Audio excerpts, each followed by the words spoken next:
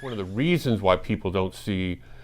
environmental care and religion going together is because of our abuses, because of religious abuses of the way we've thought of ourselves as the rulers of creation, and that we could do whatever we wanted to exploit the creation for our own benefit. And there was a lot of religious teaching and history that embraced some of that notion that God made human beings to rule the earth.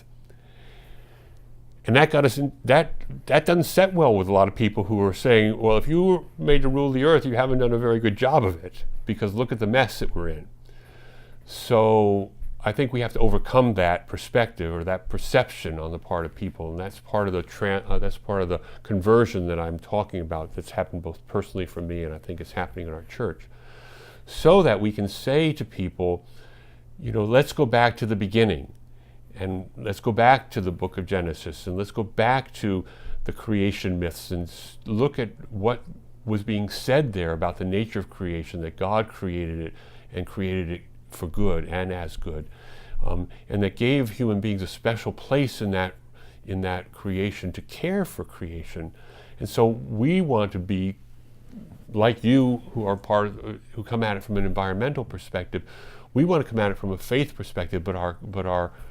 our desire is the same, is to care for the earth and to heal it, and to get beyond the suffering that the world is experiencing from the environmental crisis. So I think we have to find that common language, and we as people of faith have to admit our mistakes in the past and the way we misinterpreted and misapplied some of the teachings of Scripture. And so if we can do that with convince